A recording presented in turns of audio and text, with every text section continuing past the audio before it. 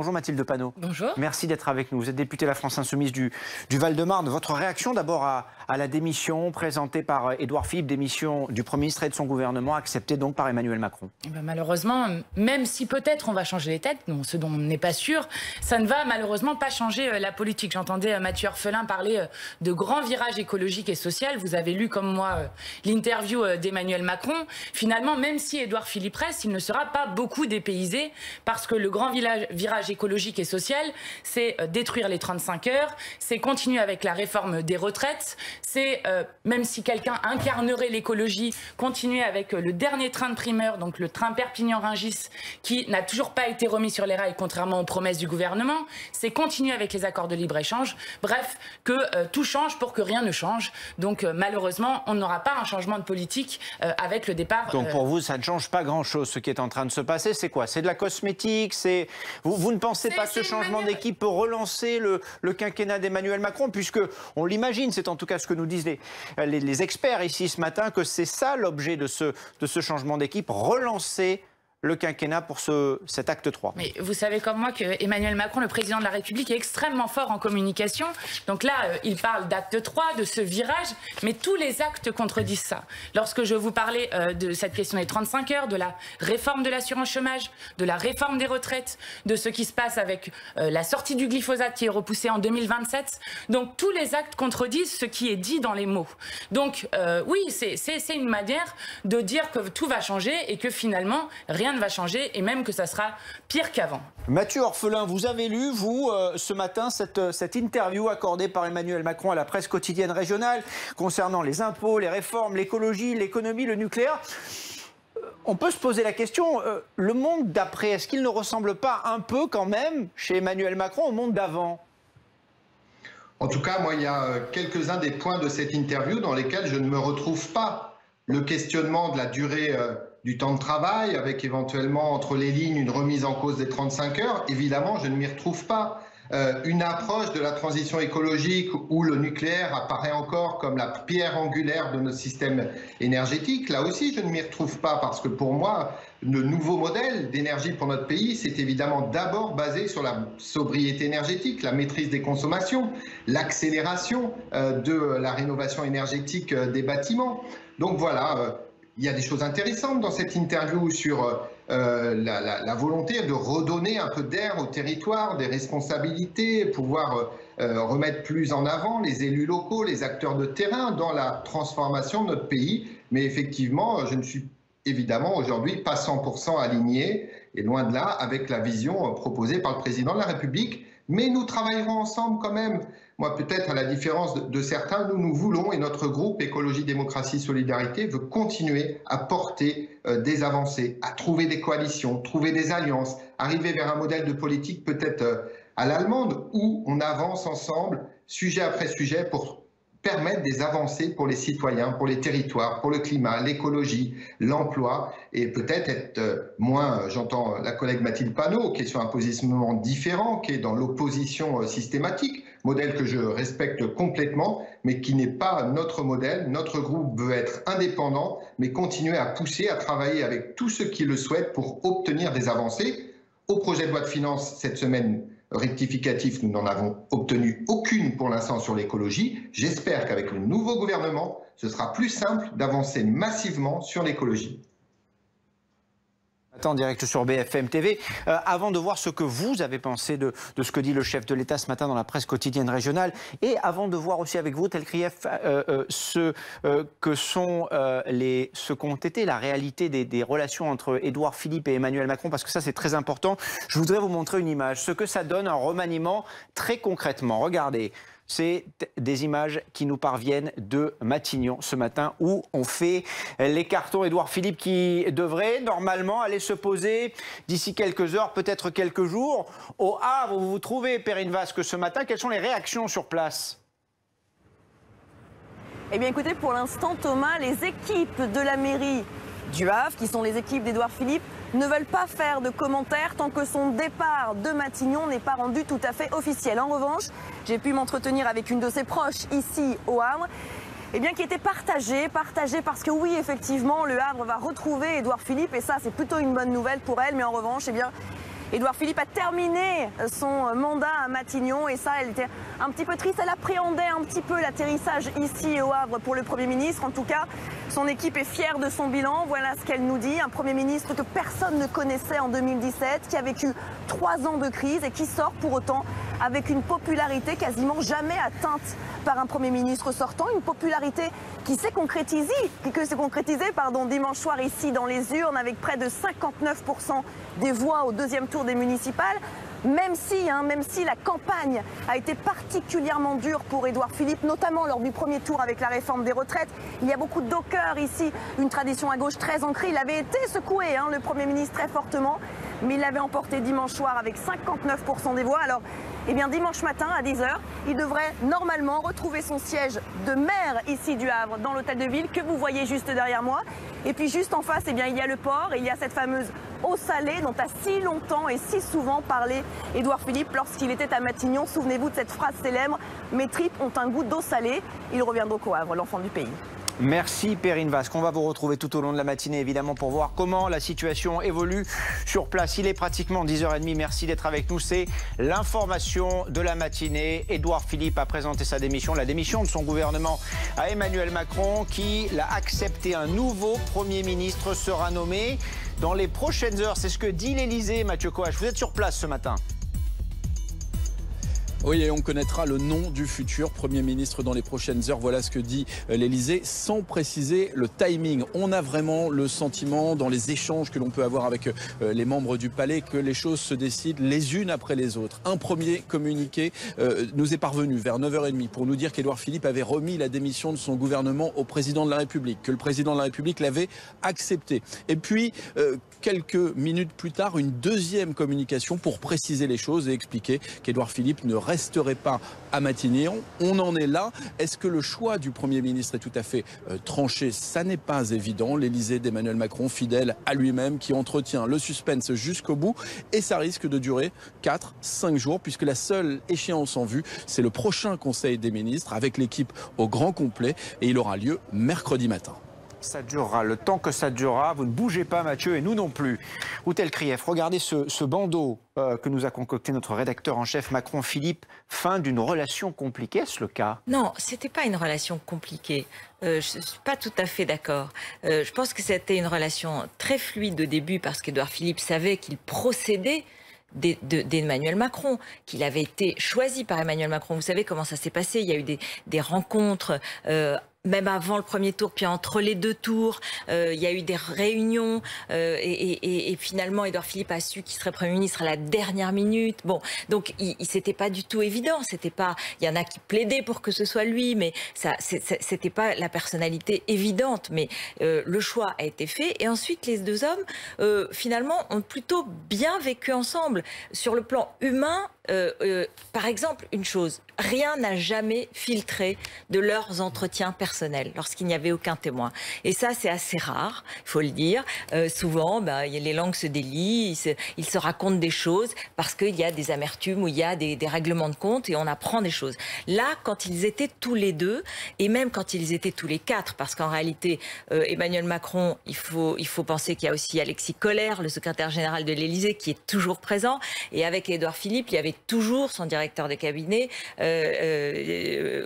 Benoît Ribadeau-Dumas. Donc, si vous voulez, il ne sortait jamais rien des entretiens dans le détail, des petites phrases. Il n'y a jamais eu de... Sauf ces dernières semaines où ça s'est un petit peu plus tendu. Pourquoi? 2 ou 3 phrases. C'est-à-dire qu'on a commencé à comprendre que à la fois le président... la séquence de la pandémie, même si...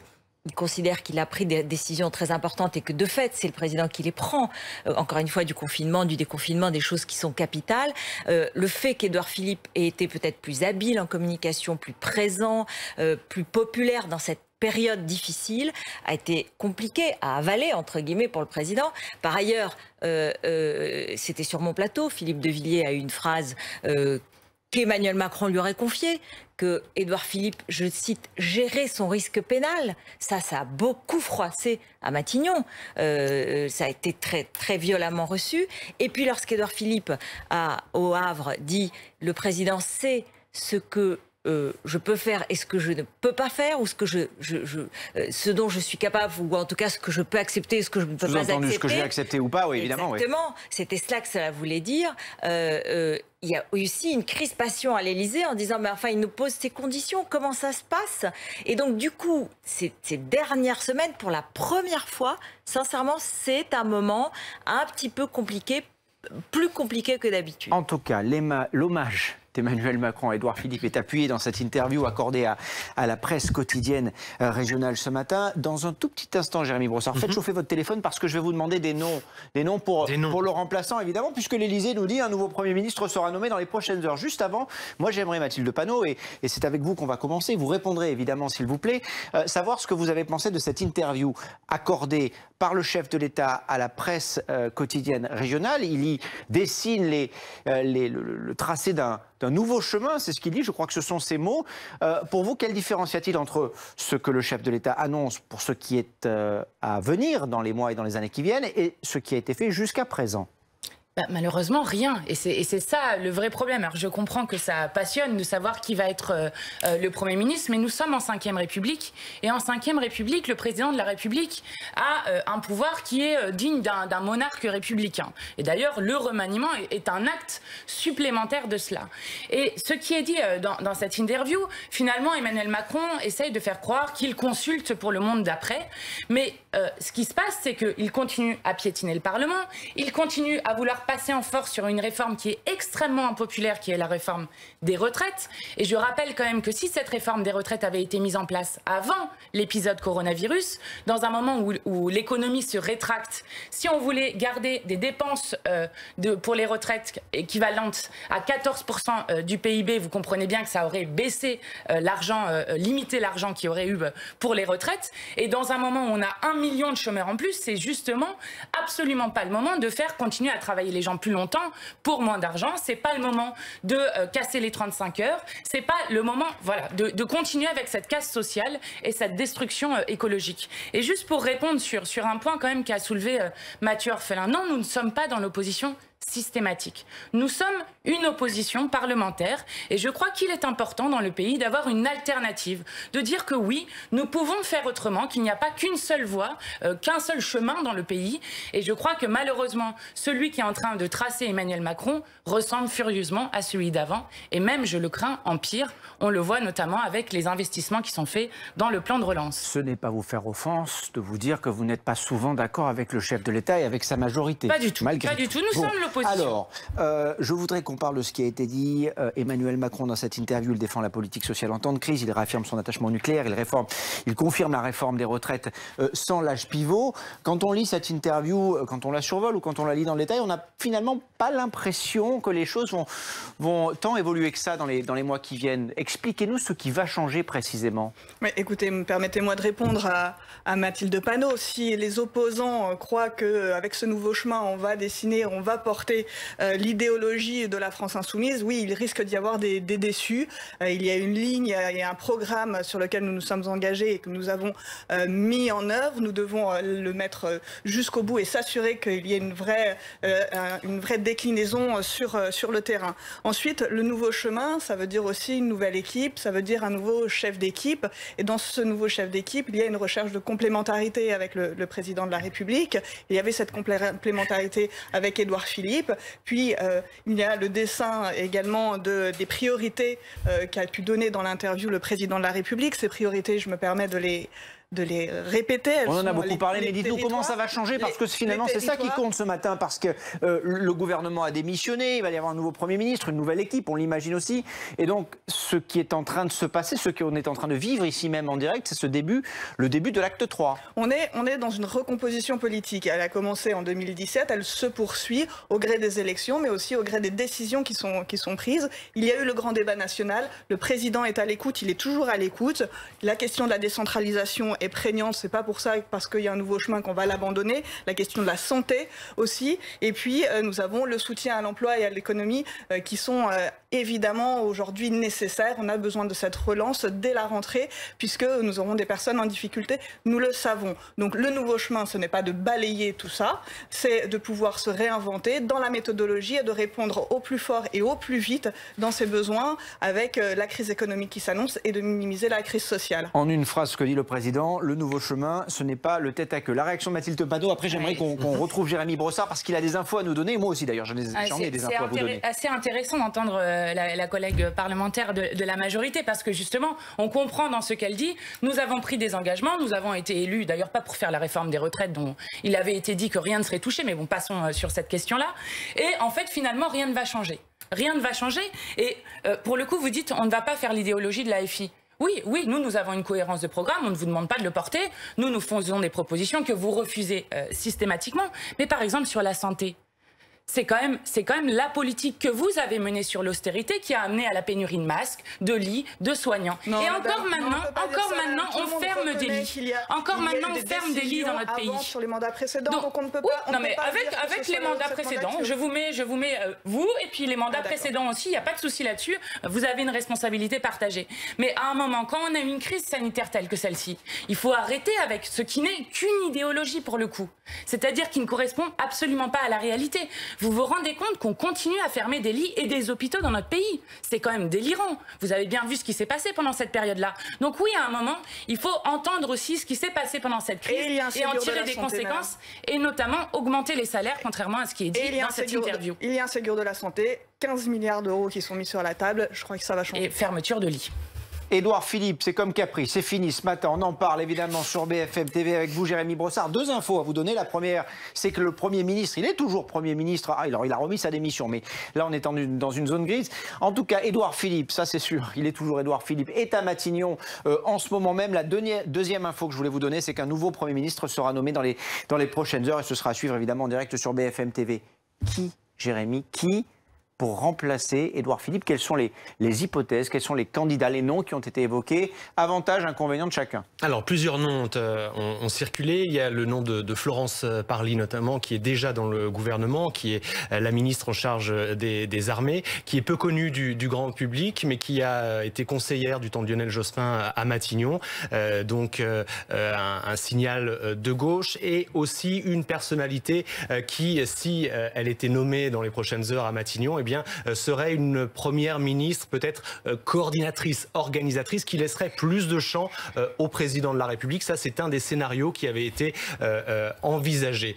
L'autre nom qui a circulé un temps moins ces derniers jours, c'est celui de Jean-Yves Le Drian, l'ancien président du Conseil régional de Bretagne, issu du Parti socialiste, qui a une très forte expérience ministérielle. Il a été ministre de la Défense pendant tout le quinquennat de François Hollande et qui est aujourd'hui au Quai d'Orsay, au ministère des Affaires étrangères. Il a 73 ans. Là, on était sur un scénario, on va dire, plutôt d'expérience à Matignon, avec une forte différence d'âge avec le président de la République. La volonté de piocher à gauche après avoir pioché à droite en la personne d'Édouard Philippe. Et puis, il y a un nom qui circule aussi, c'est celui de Jean Castex, qui est peu connu du grand public, qu'il a été un peu plus ces dernières semaines parce que le président de la République lui a confié une mission extrêmement délicate, celle du déconfinement. C'est lui qui, aux côtés d'Édouard Philippe, a mené cette mission de déconfinement. C'est à la fois un haut fonctionnaire, mais qui a aussi une expérience locale très forte, élu local. Donc c'est aussi un des noms qui circulent. Mais encore une fois, Emmanuel Macron maintient alors qu'il est le suspense. Certes, le Premier ministre a remis sa démission. Il doit gérer les affaires courantes, mais on ne sait toujours pas à cette heure qui le remplacera à Matignon. Mais ce temps de latence, c'est normal ou pas ? Est-ce que ça veut dire que le président de la République n'a pas encore fait son choix définitif? Est-ce qu'il y a plusieurs options et qu'il se garde du temps pour trancher jusqu'au bout, faire les derniers arbitrages? Il faut savoir aussi qu'un remaniement, c'est une équation assez impossible. Dès qu'on change un pion, il faut c'est le puzzle dans son ensemble qui est modifié. Donc c'est extrêmement compliqué. On sait aussi que le président de la République veut souvent se garder le temps le plus grand possible, avoir avoir la possibilité de changer d'avis jusqu'au dernier moment. Donc s'il n'a pas nommé immédiatement le successeur d'Édouard Philippe à Matignon, c'est peut-être qu'il y a encore des derniers arbitrages qui sont en cours. Alors, je ne sais pas si on peut avoir un plan large, mais je peux vous dire deux choses. Ruth El-Krief a 2 téléphones devant elle, et ces téléphones, ils bougent tout seuls. Voilà, ça vibre, elle travaille, Ruth. Florence Parly, Jean-Yves Le Drian, Jean Castex, ou une surprise, parce que c'est aussi une hypothèse, les plus et les moins, si j'ose dire, de chacun. Qu'est-ce qui pourrait se passer, Ruth? Non, mais ce qui est répété, c'est qu'en fait, finalement, Édouard Philippe, avant d'aller à Matignon, il était connu, et il était un bon maire du Havre, il était un député, on le connaissait, il était proche d'Alain Juppé, c'était une personnalité, il avait écrit des livres, il avait son originalité, mais finalement il n'avait pas la dimension qu'il a obtenue en étant 3 ans à Matignon et en devenant Premier ministre. Et donc l'idée, peut-être, c'est de recréer un nouveau personnage, un nouveau Premier ministre qui peut-être n'est pas aussi connu, qui peut-être n'est pas, mais qui représente quelque chose, qui a un ancrage local, qui est complémentaire du président, qui peut donner des garanties à la fois à la droite, mais qui peut avoir un ancrage un peu social, qui aura été dans le social.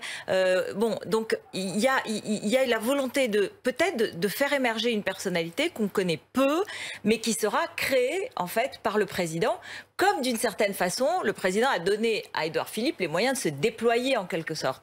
Donc c'est ce qui peut intervenir. Peut-être, j'y crois plus à cet instant que les hypothèses qu'on a évoquées de noms déjà connus qui sont à l'intérieur du gouvernement. Et hélas ou pas hélas, je ne sais pas, parce que finalement, si c'est un alibi ou un gadget, c'est pas intéressant. Ça pourrait ne pas être une femme.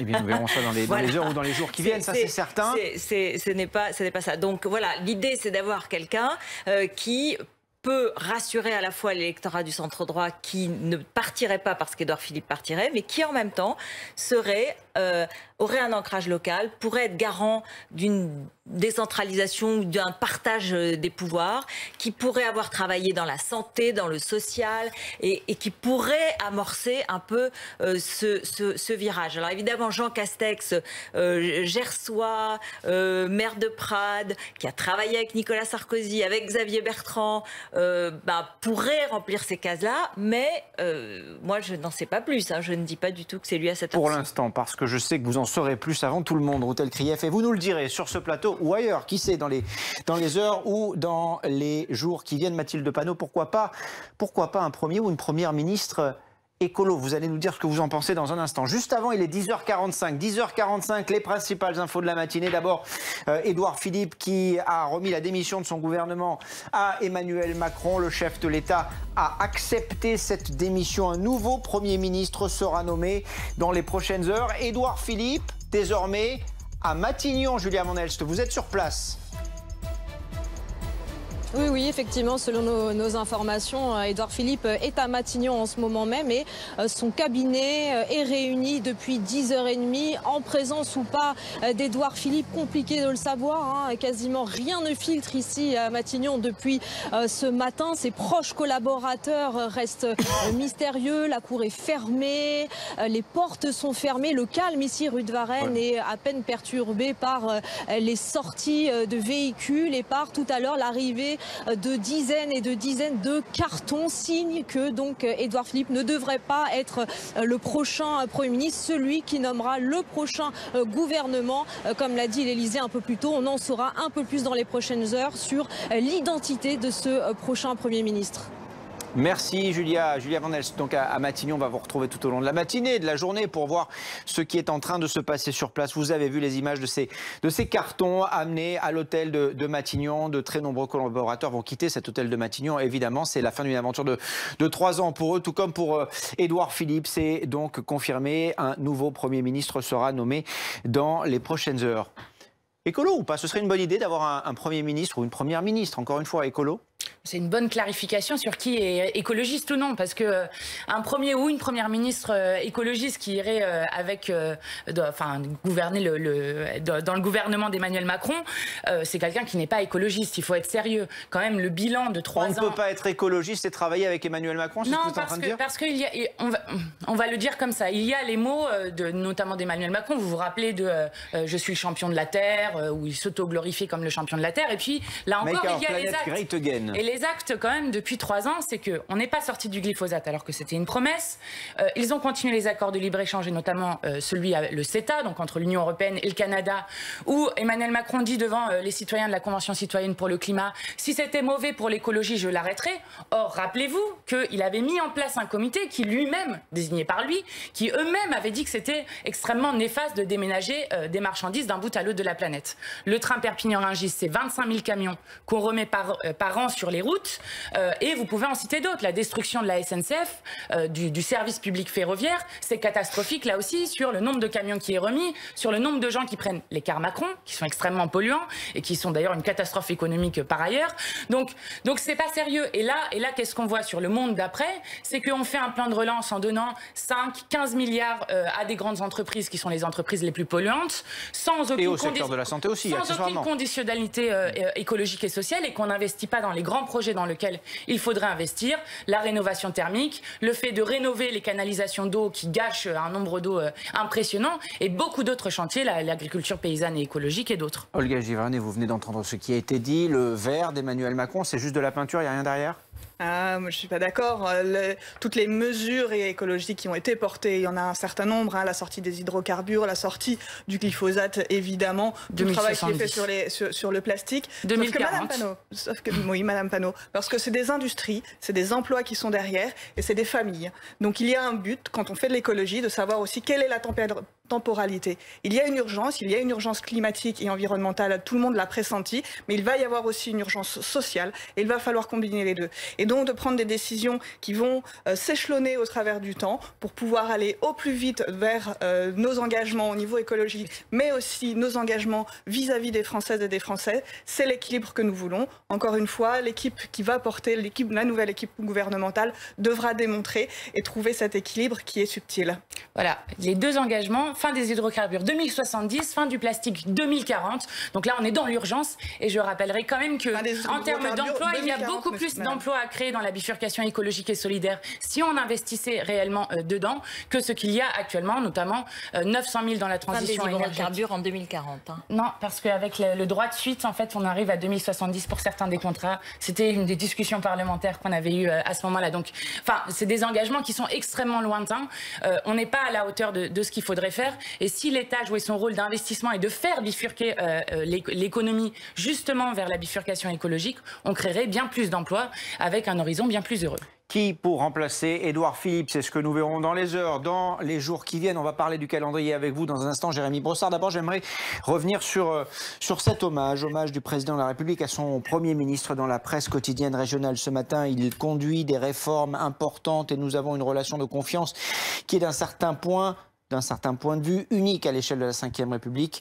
Emmanuel Macron qui dit ce que nous avons réussi à faire pendant 3 ans avec beaucoup de confiance et de coordination est inédit. Pourtant, Routel Krief, sauf erreur de ma part, il y a quand même eu des accros entre les deux hommes. Oui, alors d'abord, je voulais dire que finalement, la journée aujourd'hui, si ça dure toute la journée, c'est aussi une façon pour le président de laisser une journée où on va raconter Édouard Philippe. C'est un hommage aussi, c'est une manière de ne pas complètement tourner la page et puis lui dire merci, au revoir et puis tout est fini. Au contraire, c'est une façon de laisser le temps, y compris à nous sur ce plateau, de dire il a fait cela, il a tenu bon dans telle et telle épreuve, c'est une politesse, c'est une élégance en quelque sorte, c'est un échange de bons procédés. Donc ça peut durer parce qu'effectivement il y a la volonté de montrer que c'était une étape importante, que leur collaboration, leur travail ensemble a été important et qu'ils se séparent en bons termes. Mais évidemment, à plusieurs reprises, il y a eu des désaccords dont on a connu les tenants et les aboutissants.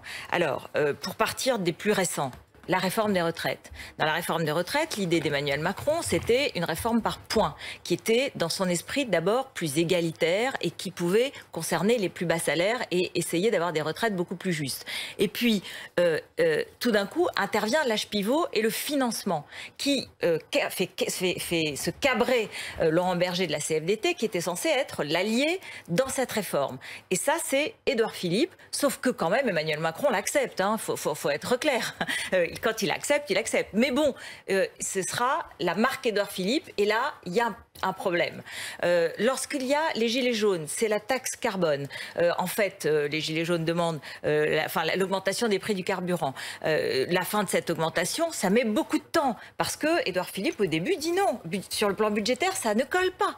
Et donc, ça, au lieu que finalement le président prononce un discours dans lequel il prévoit de dire que c'est annulé, finalement à la dernière minute, il recule parce que Édouard Philippe lui dit non, on ne peut pas s'en sortir budgétairement. Donc, et puis, je me tourne vers Jérémy Brossard, il y a eu sans doute d'autres choses. Le 80 km/h voilà, qui a été effectivement, qui l'a fait et qui a été aussi un peu à l'origine des oui, gilets qui avait semé effectivement la discorde, en tout cas la colère au sein du pays. Et ensuite, la taxe carbone a été la goutte d'eau qui a fait clairement déborder le vase. Une question toute simple. Édouard Philippe quitte Matignon. Oui. Il va être remplacé. Un nouveau Premier ministre sera nommé dans les prochaines heures. Est-ce que cet homme, qui est si populaire, je rappelle les derniers chiffres, tous les sondages le disent, entre 55 et 60% d'approbation dans l'opinion, est-ce que cet homme peut être une menace pour Emmanuel Macron en 2022 ? Possible, il est possible, il aura le statut. Toutes les questions difficiles, c'est pour vous. Merci Thomas.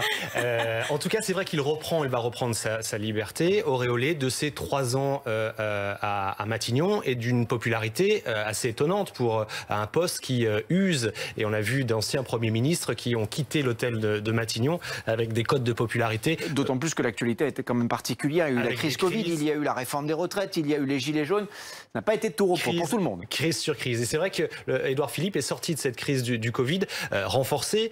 Il a été élu très nettement au Havre, dans un champ politique pour la majorité qui a ressemblé à un désastre électoral, où tous les espoirs électoraux de La République En Marche se sont effondrés. Et puis ce sondage qu'on donnait sur BFM TV il y a quelques jours, 57% des Français qui considéraient qu'il devrait rester à Matignon. Donc c'est vrai qu'il quitte l'hôtel de Matignon avec un capital de popularité. Il faudra voir ce dont il a envie d'en faire pour la suite. Il retourne au Havre, il a un bastion, il a un fief, il a une assise électorale. Après, est-ce que c'est pour assouvir des ambitions présidentielles, mieux vaut être Premier ministre 5 ans, ça avait été le cas notamment de François Fillon, qui avait été le candidat ensuite de la droite 5 ans plus tard, en 2017 à la primaire. Il l'avait remporté, ça s'était ensuite assez mal terminé, mais c'est une autre histoire. On a aussi des exemples d'anciens premiers ministres qui ont quitté Matignon au cours d'un mandat. Je pense à Bernard Cazeneuve, je pense à Manuel Valls ou encore à Jean-Marc Ayrault, qui n'ont pas eu de destin présidentiel, même si certains avaient cet espoir. En tout cas, là, on est dans l'article 8 de la Constitution. On est en 2 temps pour la suite. Le Premier ministre donc nomme le président nomme le Premier ministre et donc on attend le nouveau Premier ministre. Et ensuite, c'est sur proposition du Premier ministre que le président nomme l'ensemble du gouvernement. Ça peut se faire assez rapidement, en l'espace de quelques heures, mais ça peut être aussi plus long avec la nomination d'un Premier ministre et ensuite des tractations qui peuvent se poursuivre plusieurs heures, voire plusieurs jours. Le week-end sera très long, dit-on. En attendant 2022, c'est au Havre que cela va se passer et ce sera dimanche. Perrine Vasque, vous êtes sur place ce matin pour le live BFM. On a vu tout à l'heure les cartons à Matignon, au Havre. Qu'est-ce qui se passe ce matin ? Mais écoutez, au Havre, eh bien, les Havrais l'attendent. Voilà, je ne sais pas vous dire mieux, Thomas. Effectivement, on vient de parler à plusieurs habitants et une dame me disait « Je ne cache pas ma joie, on va lui faire un retour triomphal ». Alors avec une petite pointe quand même, 2-3 personnes nous disaient qu'ils n'avaient pas du tout envie de le voir revenir, qu'ils avaient voté pour Jean-Paul Lecoq, pour notamment ces mesures de gratuité qu'Édouard Philippe ne soutenait pas.